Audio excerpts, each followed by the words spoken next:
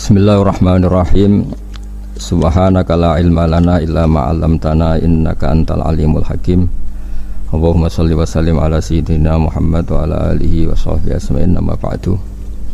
Yang sangat saya hormati Dekan Fakultas Kedokteran UGM, juga putri dari Profesor Zaini, Profesor Ova Amelia, yang terhormat Dr. Naini, Dr.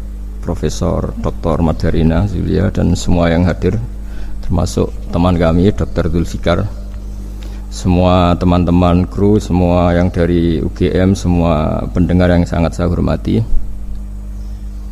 Saya tidak akan cerita tentang perspektif kesehatan karena ini wilayah yang nangani kesehatan.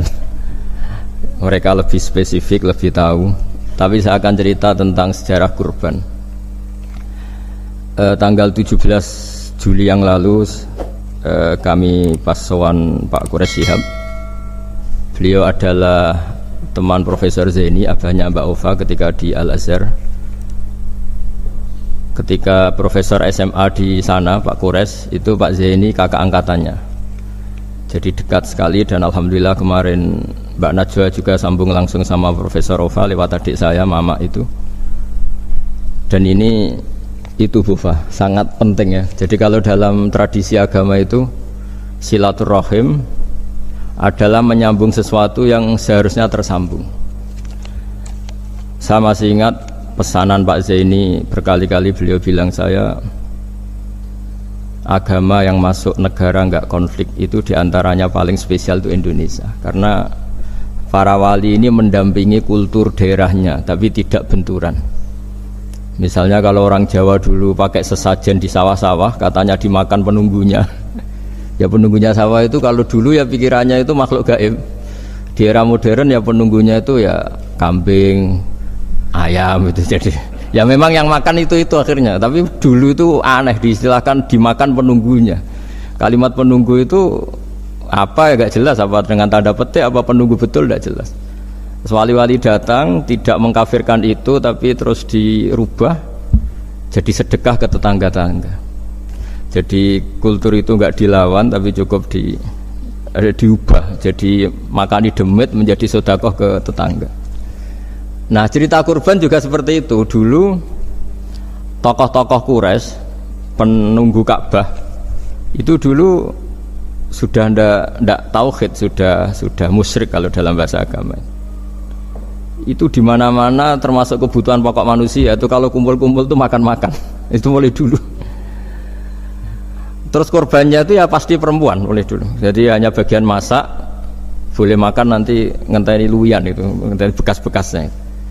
Sehingga yang nyortir Abu Jahal CS itu. Jadi yang kurban harus hewannya bagus, spesial, bahkan nggak boleh dikawinkan. Hewan yang mau dikorbankan itu nggak boleh dikawinkan, nggak boleh pernah dikendarai, nggak boleh pernah dipakai bajak sawah dan sebagainya.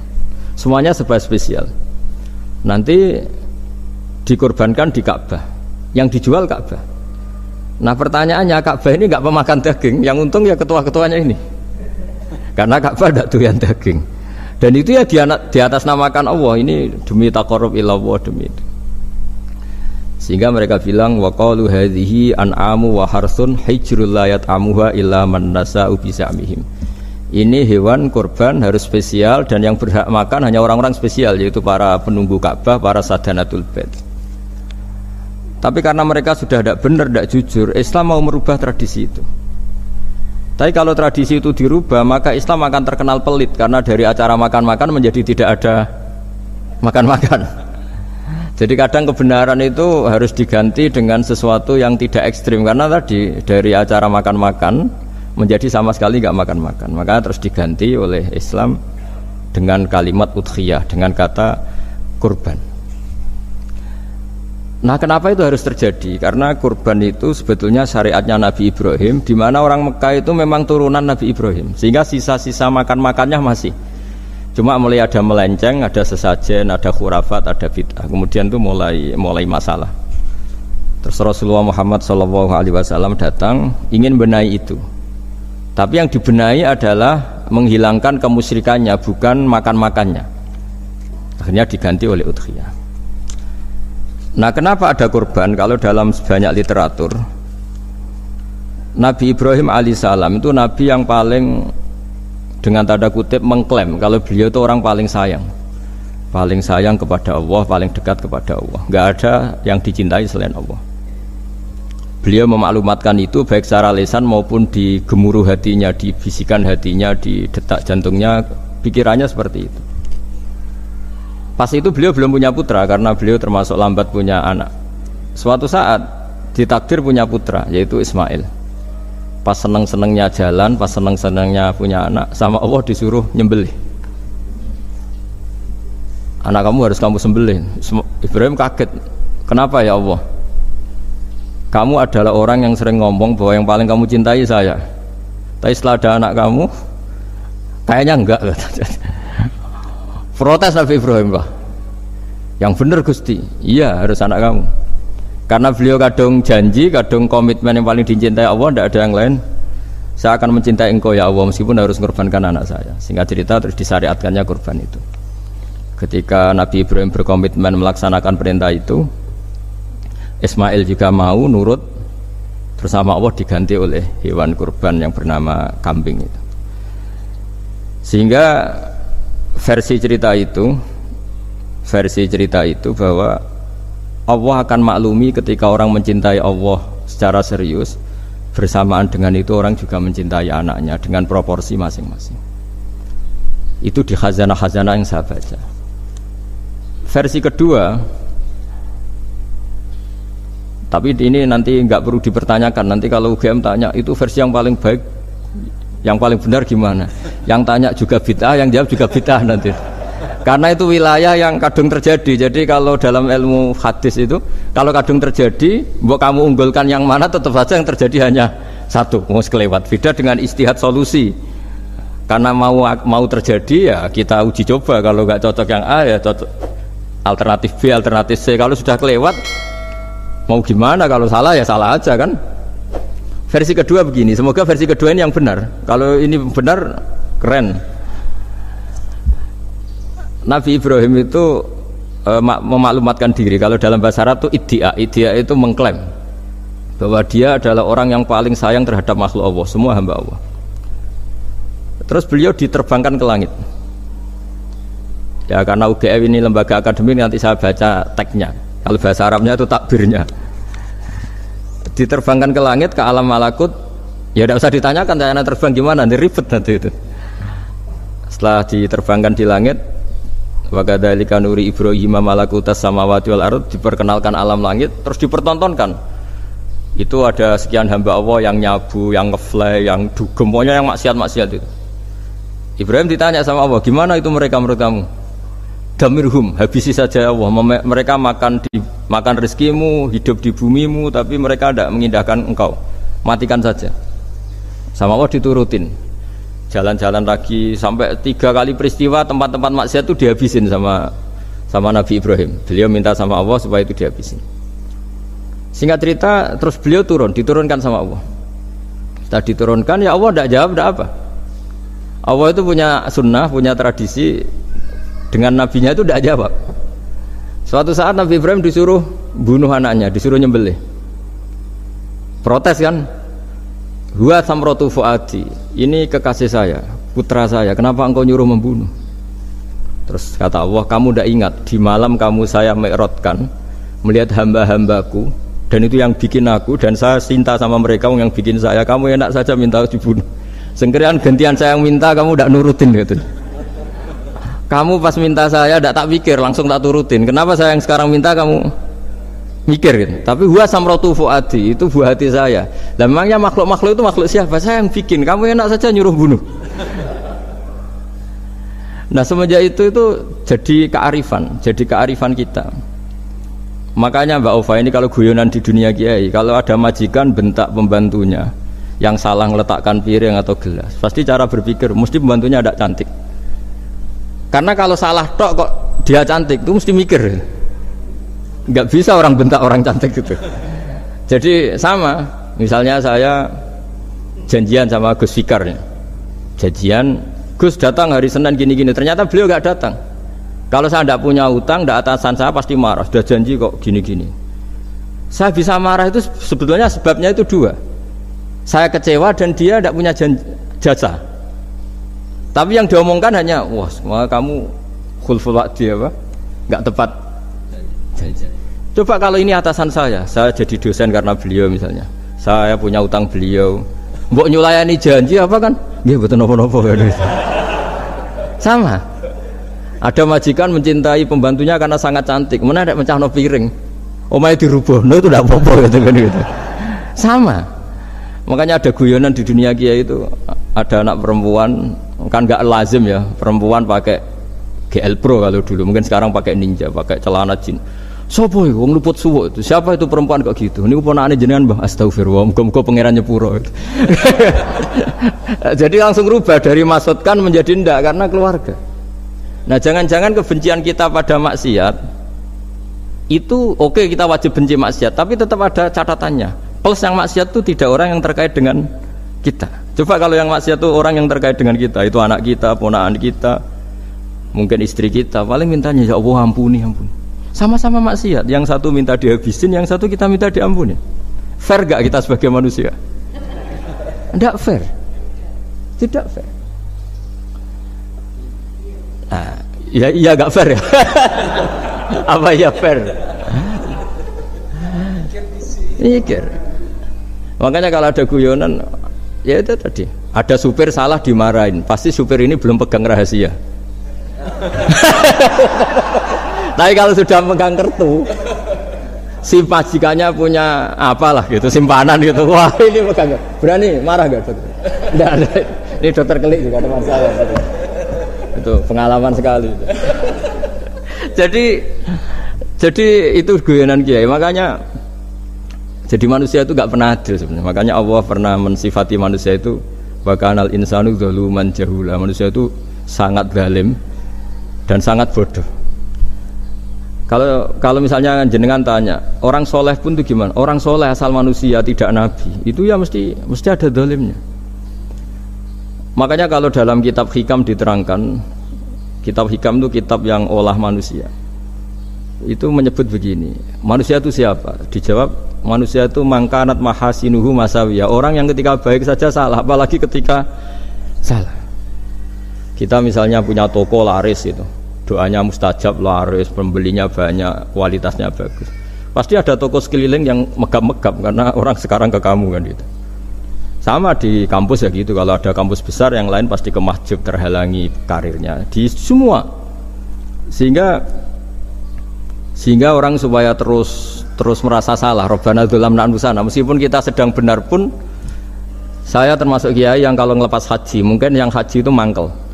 Karena saya tidak pernah muji-muji haji, meskipun saya melepas orang haji. Umumnya kiai kalau ada orang haji kan dilepas haji mabrur, tidak ada lain balasan kecuali surga. Saya itu karena pernah kecil, pernah dengerin masyarakat. Itu ngenes ketika si kiai pidato tadi ternyata ngenes. Ngenesnya seakan-akan surga itu hanya milik yang haji. Wah, nak koyo kula sepundi Gus wong kula ora kelar kaji. Semenjak itu setelah saya jadi kiai ya dendam juga. Akhirnya setelah saya jadi kiai kalau ngaji orang yang haji mabrur balasannya surga, orang yang fakir sabar juga surga, orang yang sering dimarahin istri juga surga. Katanya pokoknya surga terus. Sampai yang mau haji itu Gus gimana kok bahas kita kok sama dengan mereka? Ya karena saya ada ulama pesanan kata gitu. Jadi artinya gini, ketika Anda muji ibadah haji jangan kira yang ngenes tidak banyak, yang ngeluh juga banyak karena mereka ada takdir gak mampu haji. Itu hebatnya Islam. Islam juga datang dengan solusi-solusi, misalnya Jumatan itu hajinya orang miskin, orang yang ingat Allah mulai subuh sampai matahari terbit juga sama dengan umroh. Jadi karena tidak semua orang itu mampu haji. Jadi itu Islam. Jadi nanti tak bacakan, jadi versi kedua itu Nabi Ibrahim diperingatkan Allah bahwa tidak seperti itu cara mengelola hambaku. Nah Islam ini kata Allah anit tabi' millata Ibrahim hanifa. Referensinya Islam, mentornya Islam itu Nabi Ibrahim. Sehingga kita alhamdulillah punya sejarah wali songo. Saya punya orang tua Kiai Nur Salim itu sayang sekali sama umat, Mbah Mun juga gitu. Saya sama Profesor Zaini itu sudah mulai tahun 2000 terus tiap hari ketemu juga nggak pernah kecewa. Beliau itu pernah disalahpahami, mungkin Bu Ova belum dengar ini. Pernah disalahpahami karena beliau itu tangan kanannya kan agak kuat. Jadi kalau ngambil apa itu pakai tangan kiri. Itu pernah disalahpahami ya, mungkin orang hasud karena tidak mengkonfirmasi langsung mengklaim beliau itu kiai profesor kalau apa-apa pakai tangan kiri. Kira-kira pertanyaan sunnah rasulnya mana kan gitu. Beliau itu ya hanya corong Jawa itu berambang, agak nangis tapi tidak sampai keluar air mata tapi berambang. Terus beliau bilang gini ke saya, seharusnya gimana Mas Pak? Ya kalau Pak Zaini ingin jadi wali ya tidak usah menjelaskan. Kalau Pak Zaini ingin menjelaskan berarti ingin diakui makhluk. Tapi kalau nggak dijelaskan mereka salah paham terus. Tapi cepat jadi wali karena sudah mulai mengabaikan apa kata mereka. Tapi kalau menjelaskan ya enggak. Ya lama jadi walinya, tapi bagusnya orang nggak salah paham. Pak Zaini tertawa-tawa dok. Jadi wali apa enggak? Jadi saya tuh lama sekali sekamar dengan beliau ada di badan wakaf ya Mas Fajar ya. Badan wakaf yang atas itu kan dulu tempatnya Pak Rektor kan kosong. Nah itu kita tempati sama Pak Zaini bertahun-tahun tiap hari diskusi. Dan nggak pernah ceritanya beliau itu penting karena seneng guyon. Memang khasnya ulama itu seneng guyon. Kemarin saya ketemu Pak Kures, beliau cerita, saya ini punya idola Gus Pak. Kalau manggil saya Gus kadang ya Pak. Dulu beliau doktor filsafat, lama-lama jadi Syekhul Azhar. Itu kalau ke kuliah pakai bis, kata Pak Kures pakai bis. Suatu saat di Al Azhar itu kan beda dengan di yang lain ya, agak-agak modern. Si gurunya ini, beliau itu karena banyak yang berdiri, beliau duduk ada perempuan berdiri, terus yang lelakinya berdiri, terus jatah duduknya dikasihkan perempuan. Perempuannya itu pakai pakaian yang agak minim, agak seksi lah, agak minim. Terus si Syekhul Azhar tadi saat itu belum Syekhul Azhar, punya 2 permen. Ini ceritanya Pak Kures punya 2 permen, terus yang satu sudah dibuka, yang satu masih bungkusan masih ditawarkan. Silakan Mbak kamu milih yang mana? Milih yang masih itu. Padahal bukanya itu supaya lebih gampang. Ternyata milih yang masih bungkusan. Kenapa Mbak? Ya ini lebih steril karena pakai bungkus. Oh iya. Itu pelajaran itu. Terus Pak Kures nantang saya. Gus Pak punya enggak cerita tandingan? Wah kalau saya kebalikannya Pak. Di kereta itu ada Cina, enggak khitan ya.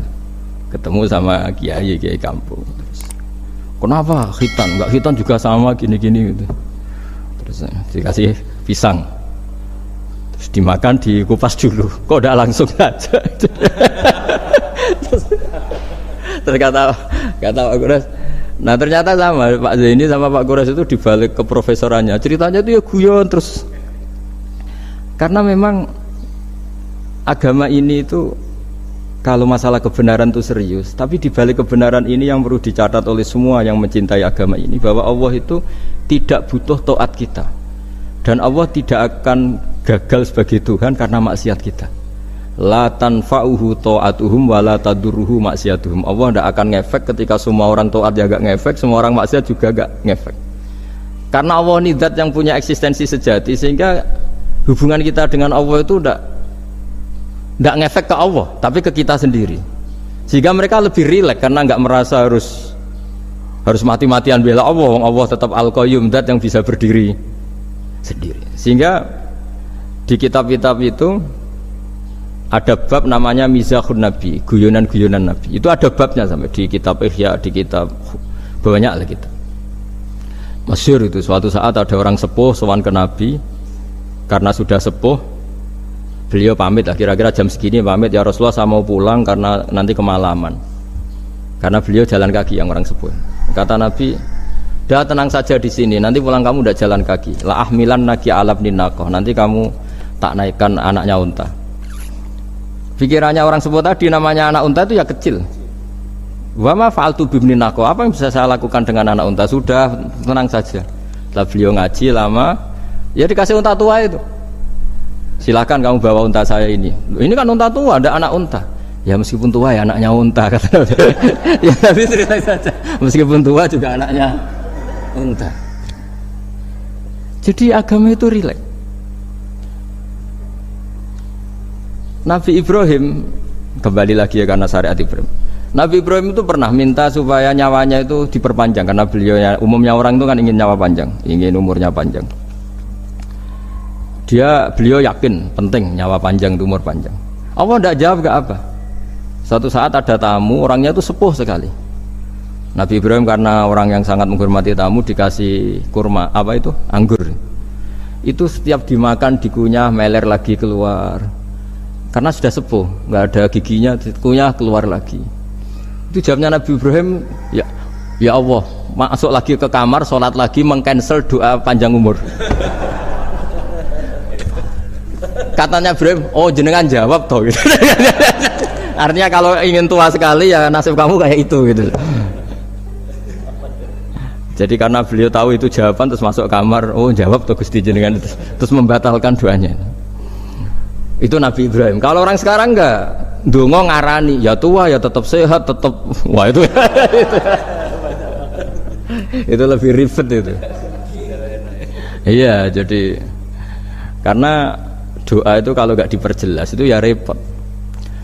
Ini cerita supaya kita berislam itu ceria. Saya Mbah Mun itu meskipun kiai top, senengannya nggih guyon bapak saya.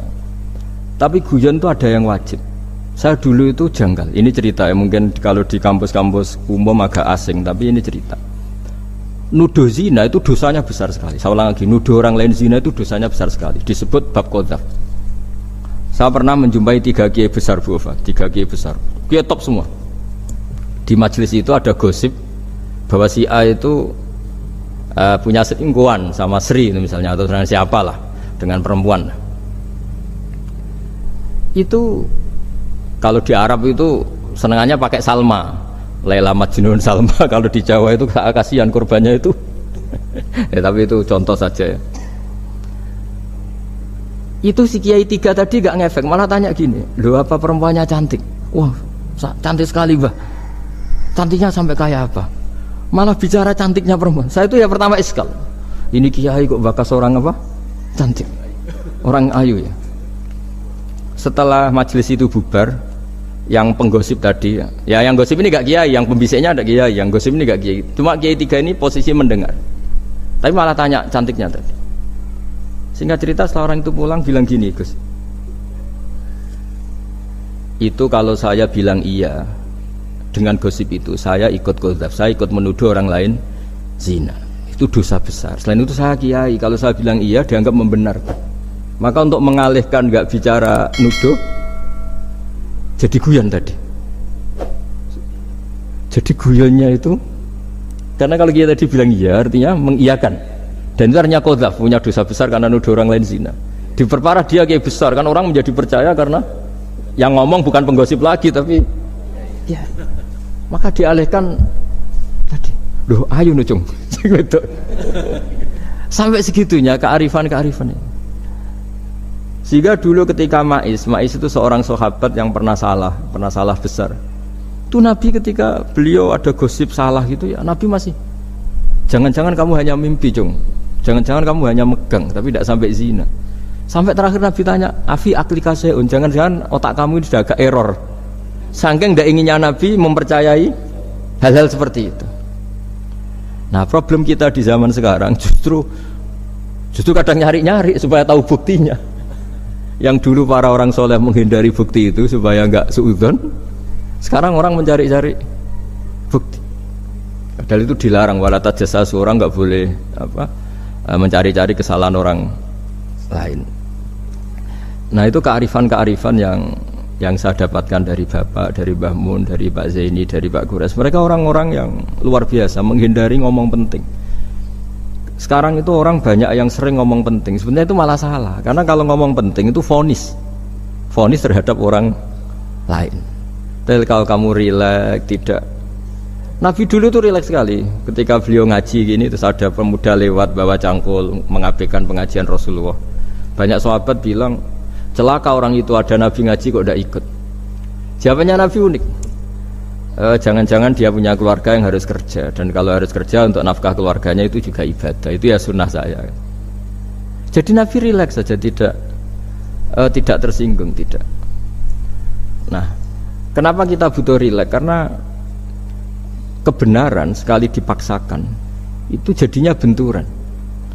Dan itu wali-wali Songo itu dulu sudah berpikir seperti itu. Sehingga Pak Zaini yang sering ngendikan sama saya, kita ini bisanya mengikuti Mas Bah, kalau manggil saya Mas, tidak bisa benturan.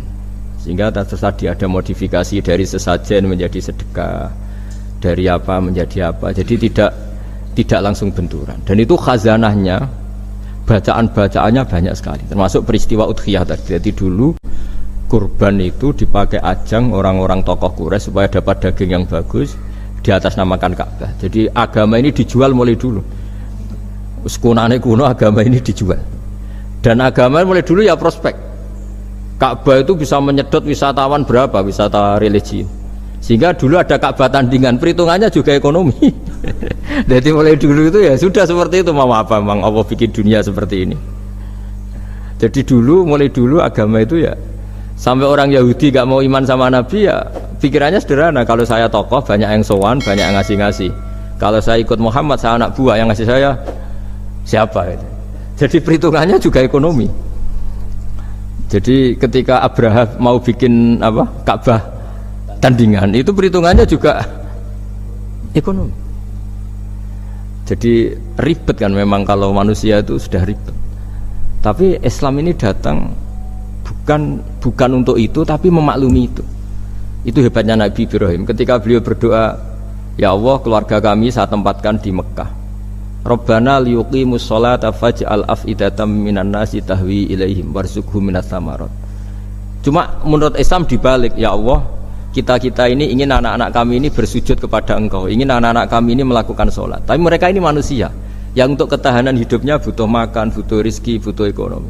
Maka tolong ekonominya dijaga ya Allah. Jadi dibalik, demi sholat menjaga ekonomi. Jangan dengan demi ekonomi meninggalkan sholat.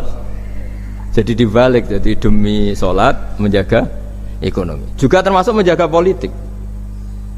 Andaikan tidak ada orang Islam yang cakap politik, terutama yang soleh-soleh, kemudian negara bikin aturan ala mereka, sholat dianggap larangan, pengajian dianggap larangan, juga repot. Makanya mulai dulu kiai-kiai itu ya politik, karena nggak ingin negara ini diatur oleh orang yang anti sholat, anti agama. Karena kalau negara terserah yang sedang jabat, kemudian yang jabat tidak soleh, bisa nganggap maksiat-maksiat tidak ilegal, yang pengajian justru ilegal. Nah, di sini kenapa banyak orang-orang soleh dulu ya rata-rata ya berpolitik, mulai sebelum kemerdekaan sampai setelah kemerdekaan. Jadi itu ada filosofinya. Nah, bahwa ada oknum-oknum yang tidak seperti itu ya monggo, itu oknum. Tapi sebetulnya awal-awalnya kenapa banyak orang soleh yang politik, karena nggak ingin negara ini dipimpin oleh orang-orang yang anti agama, anti kebaikan. Sehingga berkahnya apa? Berkahnya negara ini berkonstitusi secara Islami. Meskipun tidak negara Islam, tapi tadi hak-hak asasi manusia terjaga, hak belajar, hak beragama, hak ibadah. Coba bayangkan kalau kita jadi korut, Korea Utara kan pusing. Jadi, nah itu uniknya, lagi-lagi ini cerita uniknya. Itu mulai dulu itu tidak ada benturan. Ketika ada Masumi, ada Partai NU, ada macam-macam. Muhammadiyah datang di Jogja itu Mbah Ahmad Dahlan itu teman dekatnya Mbah Hasyim. Saya tahu banyak tentang, namanya dulu Darwis. Itu dulu ngajinya sama pernah buyut-buyut Qiyami di sini. Dulu ngaji Mbah Soleh Darat, Mbah Ahmad Dahlan sama siapa itu Mbah Hasyim. Ketika di Mekah yang Mbah Ahmad Dahlan ngaji Syekh Khotib Minangkabau itu ya sama Mbah Hasyim. Nah kebetulan Mbah Ahmad Dahlan hidup di Jogja yang zaman itu sudah khurafatnya kayak apa, karena ada sistem agama yang sangat, menurut beliau sangat jauh dari Islam yang murni. Terus beliau revolusinya seperti itu. Yang Mbah Hasyim nempat di Jombang. Nah itu kan murni ilmu sosial, murni muqtadul khal. Terus beliau punya metode yang berbeda, tapi nggak masalah, mulai dulu nggak masalah. Kemudian jadi kalau yang kadang-kadang memasalahkan tuh ya memang yang nggak tahu masalah. Sebenarnya dulu itu ya biasa aja, karena ya itu urusan metode, urusan. Saya teruskan masalah udhiyah. Jadi yang diceritakan Nabi Ibrahim tadi, bahwa benci seseorang kita atas namakan maksiat itu tidak segampang itu, karena jangan-jangan kebetulan yang maksiat itu keluarga kita. Apakah kita punya kebencian yang sama saat yang maksiat itu keluarga kita, atasan kita, teman kita? Ya kayak tadi, kalau saya corong Jawa dibelenjani janji, ada orang janji sama saya nggak tepat waktu, saya bisa marah, itu pasti sebabnya jelas, itu bawaan saya nggak berjasa sama saya. Kalau kata dokter Kelik nggak cantik ya. Tapi kalau itu orang yang misalnya rektornya bilang, maaf ya saya tidak bisa datang hari ini, tidak apa-apa. Pasti manut itu. Atau yang nyelayan janji kiai itu, cuma kamu harus diteko itu. Ini betul apa-apa. Gayanya aja kita marah karena khulful wa'di ingkar janji. Sama. Intinya Nabi Ibrahim itu, coba kalau yang maksiat itu anak kamu berharap saya ngasih tobat kan, bukan langsung tak habisin kan. Intinya Allah ingin bilang ke Nabi Ibrahim, andai kan yang maksiat itu anak kamu, ingin saya menghabisi apa tak kasih tobat? Ya kasih tobat ya. Ya seperti itu saya yang bikin. Maka di Al-Azhar sana, kalau cerita orang-orang alim itu masyhur ini, ada tempat maksiat mau dihabisin sama orang-orang yang sangat keras. Ketemu Syekh Mutawalli Sya'rawi, ditanya, andai kan mereka mati saat maksiat, itu mereka ke surga apa ke neraka? Ya ke neraka. Terus ditanya sama Syekh Mutawalli, kalau mereka ke neraka, akan adzalika muradan Nabi? Apa seperti itu yang digandaki Nabi, umatnya mati terus masuk neraka karena belum tobat?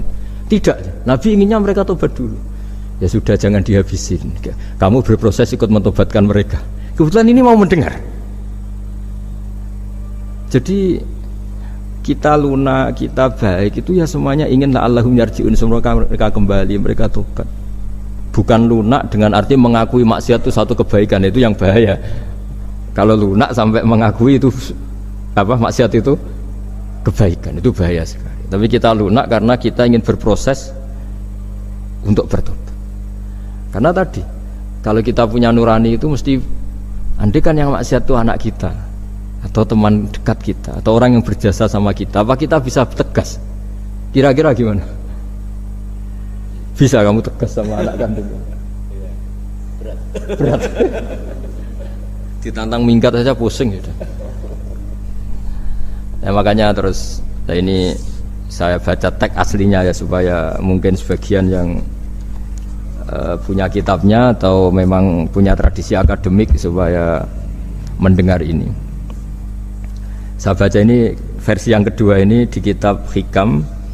Kitab Hikam itu termasuk kitab pegangan para kiai, halaman 4 juz 2. Diredaksikan gini, waqad adzaballahu ta'ala, ini masih tentang kurban. Waqad adzaballahu ta'ala khalilahu Ibrahim fi ba'di mawatinihi al-azimah. Jadi Allah kalau dalam bahasa Arab memberi teguran itu namanya takdib. Makanya kalau orang nakal itu, kalau orang Jawa bilang kurang ajar. Sebenarnya ajar itu kan tahun ajaran baru. Ajar itu kan barang baik. Ya kan disebut tahun ajaran baru.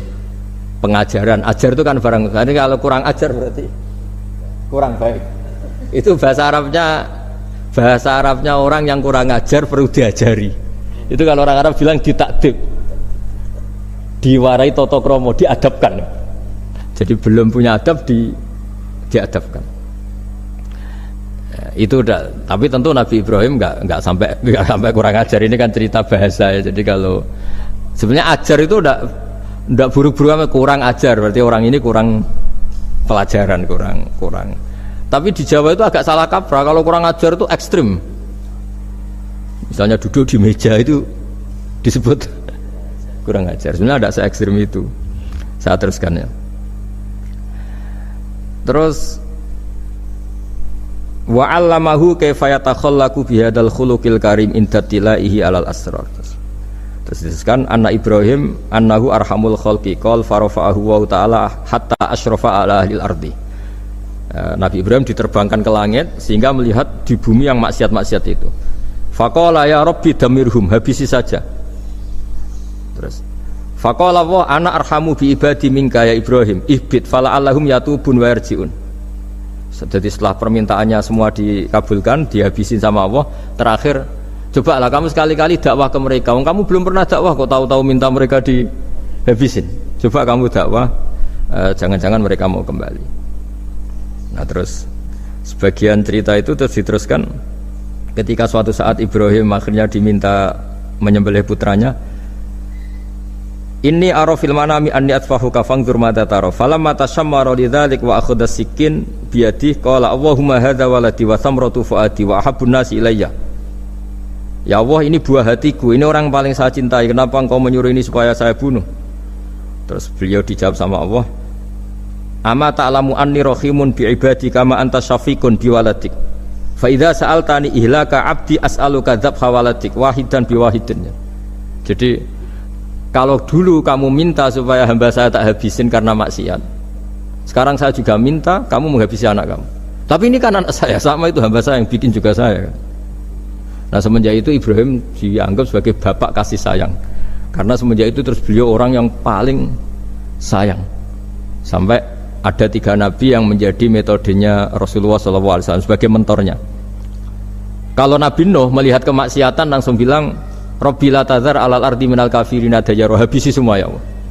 Tapi kalau Nabi Ibrahim apa? Faman tabi'ani fa innahu minni wa man asani fa innaka ghafurur rahim. Orang yang ikut saya ya karuan kelompok saya, dan yang sebelum ikut semoga engkau mengampuni. Tentu lewat proses dakwah, lewat proses.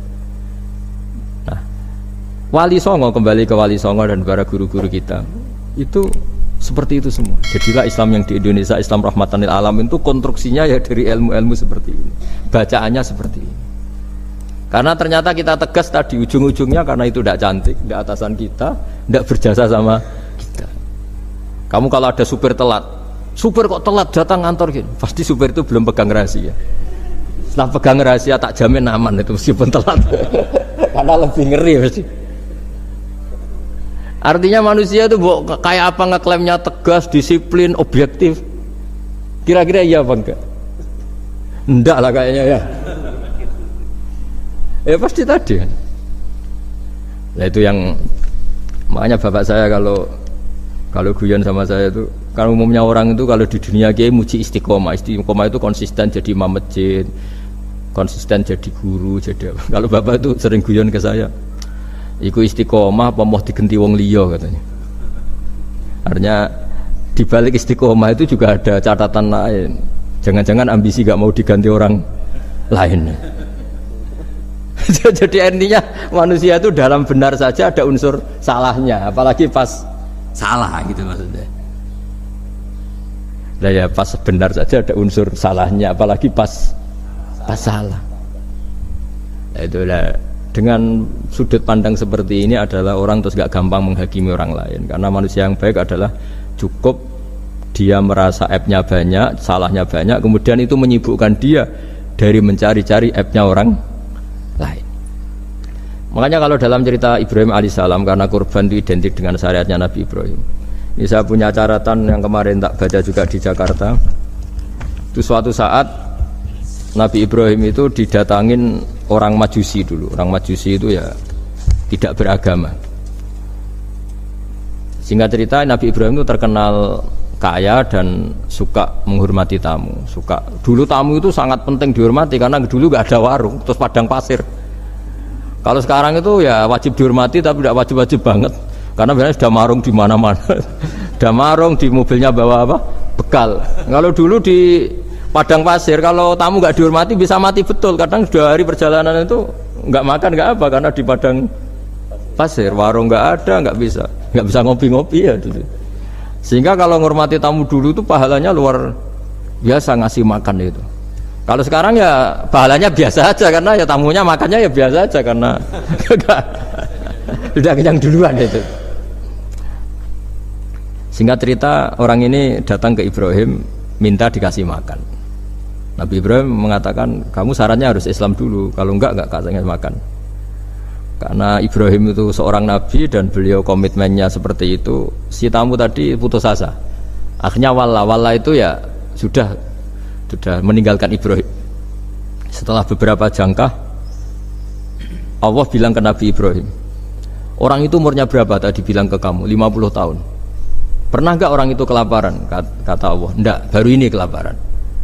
Terus kata Allah, mundu khamsina sanatan nut'imuhu ala kufri Falau nawal tahu lukmatan min ghairi antu talibahu bitahiri dinik lakana ahsan artinya. Orang itu umurnya 50 tahun. Itu ya tak kasih makan padahal dia majusi. Kamu baru diminta sehari saja minta syaratnya Islam. Terus itu ada di kitab apa Ar-Risalah Al-Qusairiyah di halaman 262. Jadi cuma dulu itu motifnya semuanya agama, bukan atas nama demokrasi atau kebebasan beragama. Karena dulu itu orang dulu itu kan saking sayangnya Allah, apa-apa konstitusinya ya perintah Allah. Dan ternyata perintah Allah seperti itu. Akhirnya dipanggil. Kemana ya Majusi ke sini tak kasih makan. Terus Majusinya kan kaget. Ada apa? Kenapa kamu rubah? Ditegur Tuhan. Iya, ditegur Tuhan itu. Jadi dan alhamdulillah saking simpatiknya orang Majusi tadi akhirnya masuk Islam. Sama itu kan mirip orang Yahudiyah atau Yahudi itu yang tanahnya itu diambil ya sama Amr bin As untuk perluasan masjid di Mesir. Ya ketika lapor ke Sayyidina Umar, ngiranya itu kan dibenarkan perluasan masjid, ternyata Umar belain yang Yahudi. Iya, yang punya tanah harus dikembalikan tuh haknya. Jadi Islam itu menghormati hak kepemilikan meskipun itu milik non muslim. Jadi kata Allah, mut khamsina sanatan nut'imuhu ala kufri. Falau nawal tahu lukmatan min ghairi antu talibahu bitahiri dini. Mbok dikasih makan aja, ndak usah nyuruh ganti agama. Wong saya saja yang Tuhan ngasih makan dia sudah 50 tahun. Tanpa syarat. Tanpa syarat.